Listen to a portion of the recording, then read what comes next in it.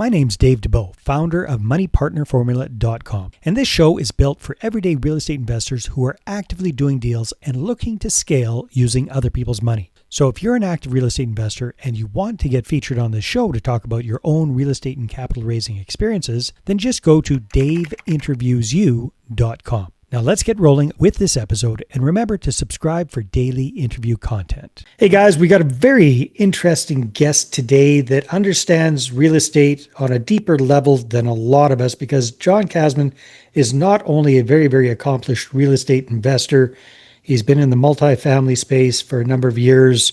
He's a podcast host. I've been on his show. He's been on my show.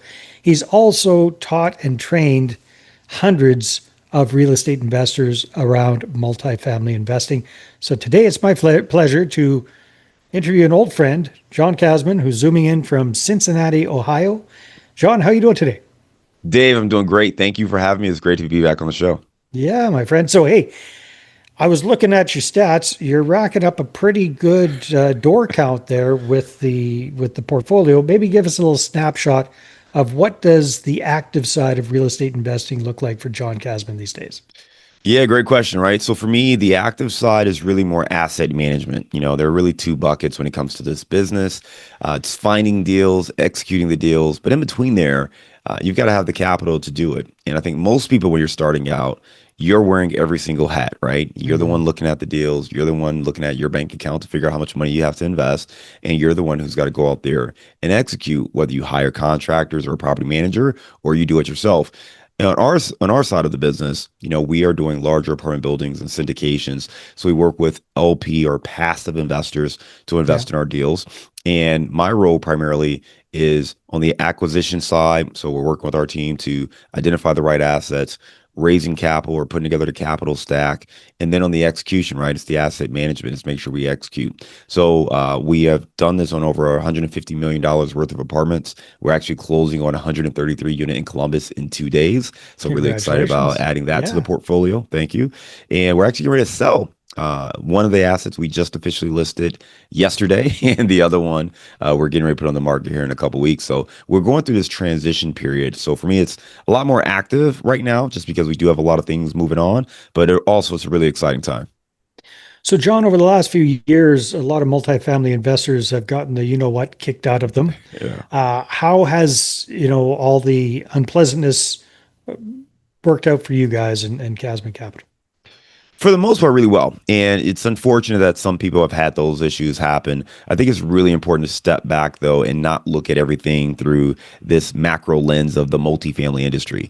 Real estate is, was, and always will be local. So it's really important to understand what's happening at that local or regional level.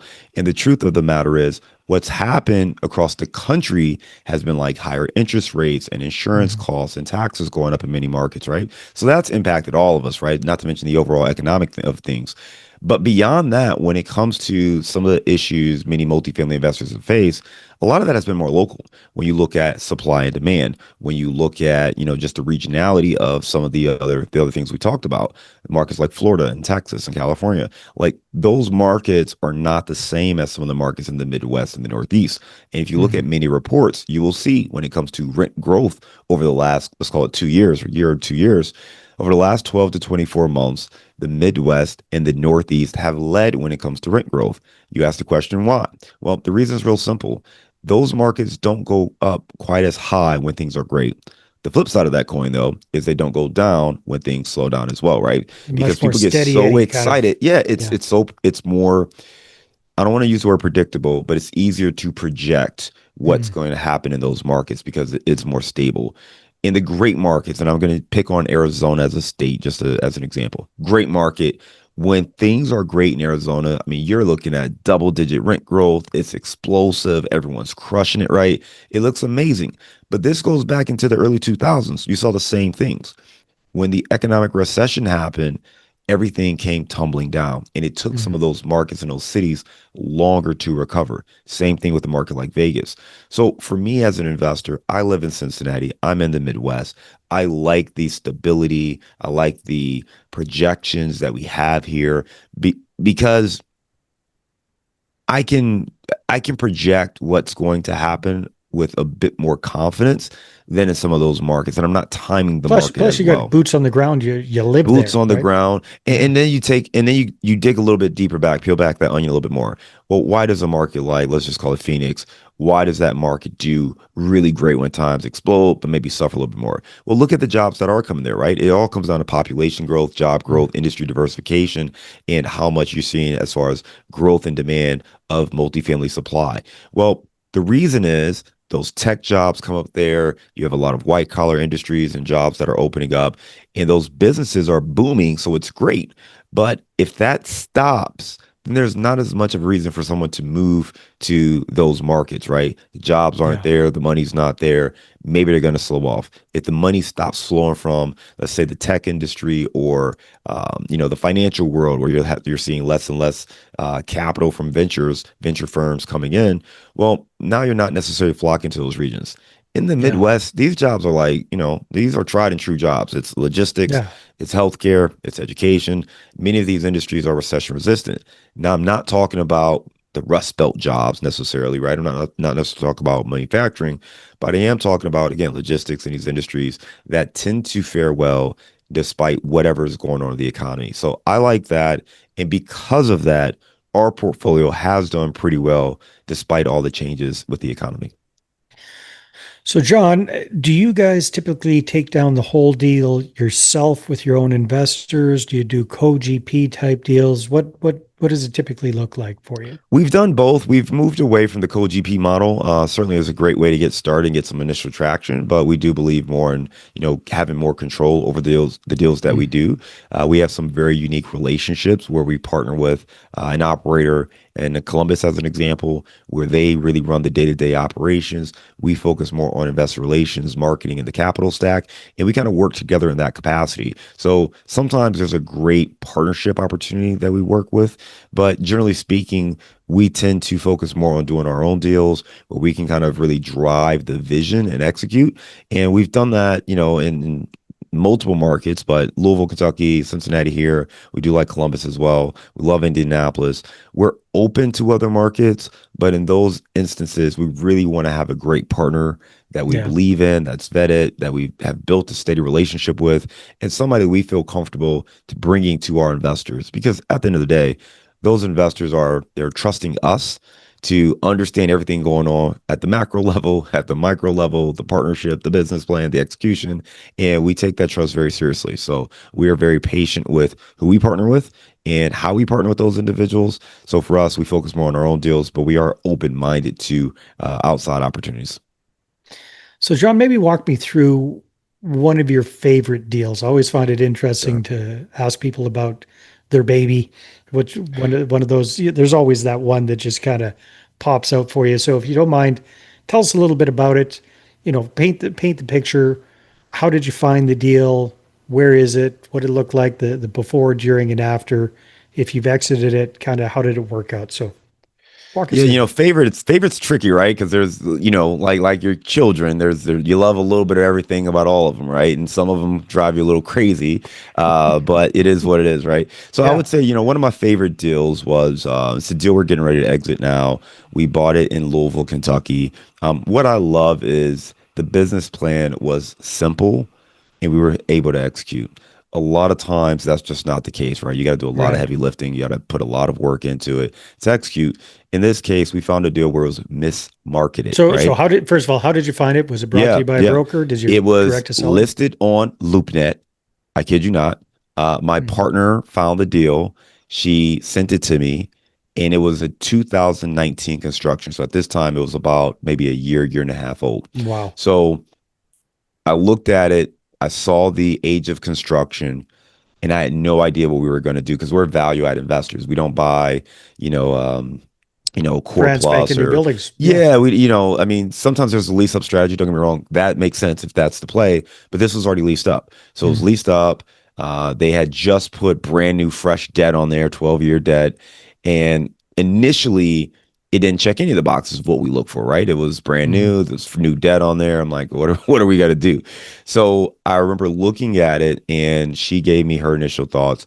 We ran through the numbers, did my analysis, and it actually did work out because we felt the rents were a little bit below market. And Mm, at this time, we were still in the throes of COVID. And some of the COVID restrictions were in place and what you mm, could do and what you couldn't do. And there was money flowing from government agencies all around. And what we realized is that there was really an opportunity to stabilize the operations and more directly to professionalize the operations. So that was really our play. The key, though, was this deal was mismarketed. And what I mean by that is it was on LoopNet, so they threw it out there. But I will tell you that when we looked at the deal, the OM had 7 pages, seven, right? It was wow. and that includes the cover and the contact page.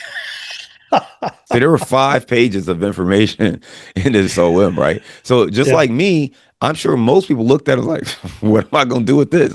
And Yeah. just Yeah. quickly moved on. But when we looked at it deeper, we started to see the opportunity. So for us, I love it because we were able to come in. We made some really modest. When I mean modest, I mean like we put in a backsplash. We made little tweaks here and there. But for the most part, we didn't really renovate the property. We did add a dog park.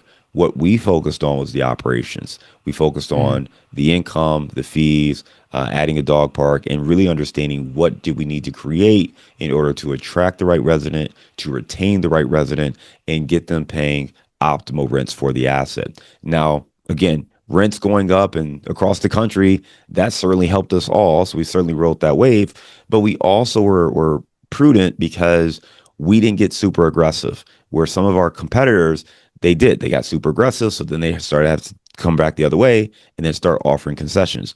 We didn't mm, have that. On top of that, because we were focused on creating a great environment, our retention was really, really high. We also did some great things to add other income. We have something with a company called Risk Release, and they do mm. rent compliance, or I'm sorry, they do insurance compliance for residents. So we had a great Okay. partnership with those guys. So, We were able sorry, what to, does that mean? So that basically yeah, you're able to sell insurance to the residents, tenant insurance to them, and get a So commission on tenants that? they're always supposed to have their insurance, right? Hmm. But what companies like us, property management companies, what we really want is the insurance for the building, right? We want to make sure Hmm. that we're covered for anything that happens to them in Yeah. their unit. So that is a compliance insurance. That is what they're required to have.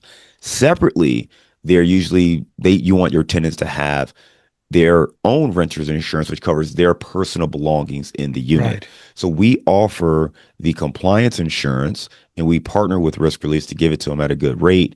And we get to split the proceeds on that insurance. So it's strategies like that where we could really Nice. optimize for both the resident, for ourselves, and drive the bottom line. So we brought that to the table, and now we're getting ready to go full cycle on that deal. And it's going to be a great exit for us and our investors. Hey there, if you're a capital raiser, a syndicator, or a fund manager, and you're looking for a steady flow of incoming accredited investor leads, then go ahead, grab a free copy of my new book, How to Get 20 Accredited Investor Meetings Every Month Without Cold Calling, Networking, or Chasing People. You can get that at 20accreditedinvestorsbook.com. Again, that's the number 20accreditedinvestorsbook.com. No, that's wonderful. Thanks for sharing the story. Yeah. That's smart. So the other thing that you spend a lot of time at and you're very good at, John, is capital raising and connecting with potential investors. Some folks are finding this a little bit more challenging in today's environment. Yep. What are you seeing when it comes to bringing on new investors outside of the normal referrals and word of mouth and that sort of thing? What's working well for you guys these days? It's definitely more challenging than it's been in the past. And part of the Yeah. reason is, again, investors aren't seeing the returns that they were expecting on deals that they were in over the last few years. Yeah, So I think you have plus they got spoiled if they've been investing in real you estate got back in the day. spoiled. Yeah. I mean, if you did a deal and you doubled your money in 12 months or 18 months, and that was kind of your, whether it's your The new actual normal. Yeah. expectation, but that was your experience, it's a little, less exciting to get in a deal. And it's like, all right, guys, give us 7 years and we'll get you a 1.8x on your return. It's like, wait, what? So yeah, it's just not as sexy. I think that's part of it. Yeah. The overall economy has shifted. Again, folks are now more concerned with their own job. So, what they have to invest is a little bit softer. So you have a lot of different factors in play. What we're focusing on right now is serving the people who really are looking for this opportunity. And that means expanding our reach. It's changing our message because the reality is this has never been a get rich process. This has never been something where you invest in real estate, especially apartment buildings, and you invest your money and 24 months later, you're getting your money back plus 100% return. That was never the strategy. No one ever, I've never seen anybody put that even on paper, right? So Mhm. part of it is recognizing what this is and resetting the expectation. The other part of it is making sure people understand fundamentally nothing has changed with multifamily.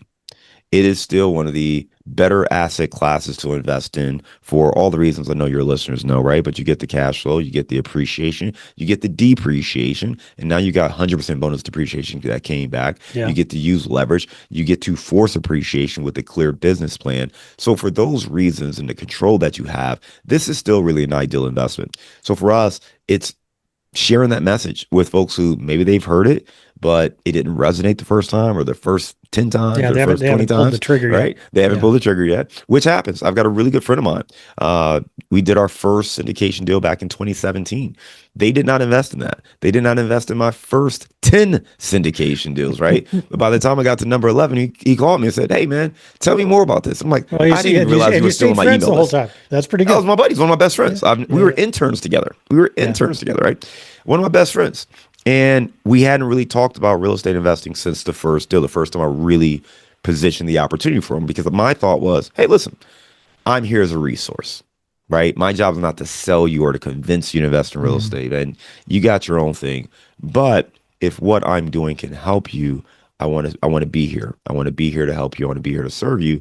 So part of my job is to educate, right? And to serve that up. So when he called me on that 11th deal, I was somewhat surprised because I'm like, I didn't even know you were like, I know you were on my still on my email list, but I really didn't know you were even reading my emails. Yeah. So I was shocked that you were paying attention. And then he was like, "Well, I was listening to your podcast the other day and you said this thing and I didn't really know what that meant." And I'm like, "Oh." So then we sat down and we got together, we got the families together, we just did a kind of a working dinner and just kind of connected. And Mhm. he ended up investing in my next deal. He actually invested in my Nice. next three deals. And he's a really good friend. He actually has now gone on to buy his own investment properties now. Wow. So it's just great. And I'm talking to him tonight as well. But it's great for that to happen. And I'm saying all that to say this: you have to be patient. If you are looking to raise money and get people to invest with you, first of all, we're talking like on my deals, the minimum investment is $50,000. For Mhm. many people, you're not just gonna flippantly throw 50K around, right? That's a strong amount of money. So Yeah. you want to be confident in the person you're investing with. You want to understand the thing, like how does this work? What are the risks? What can happen? Can I lose my money? No one ever asked me that, but I know it's always on their mind. Like, how can I lose my money? Like, what Yeah. is this a So scam? tell them, like, be So you upfront got with to what know the that, pros right? and You got to cons know are. that. Yeah. So I think you got to get through those questions, get people comfortable, and from there you can invest. But if you are raising capital today, the first thing I will tell you is you're gonna have to talk to maybe two times or three times the amount of people you had to talk to 2 years ago. Yeah. It's just the reality of it. So be Wow. willing to do the work and be patient. And the key here for me and the clients that I work with in this space, I think you have to have a mindset of service. If you're only focused on what you make and what you get, and okay, hey, I'm gonna make X amount of dollars if I do this deal, then yeah, I mean, you might get bored of this or you may get frustrated and want to do something else.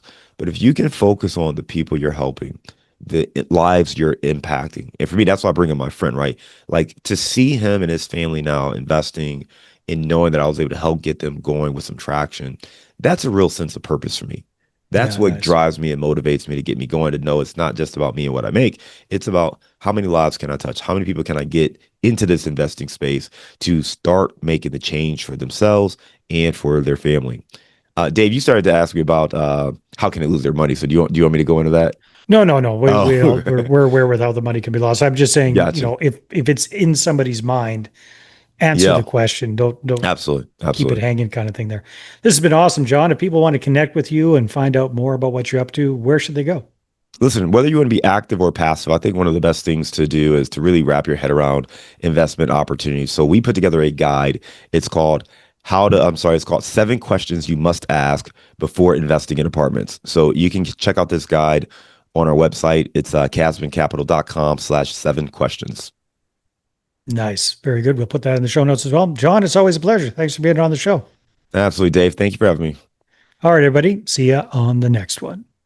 Hey there, I really hope you enjoyed that episode. And as always, if you want to listen to more daily interview content, make sure you subscribe. And if you're an active real estate investor and you're doing deals and you'd like to get featured on this show, then just head over to daveinterviewsyou.com.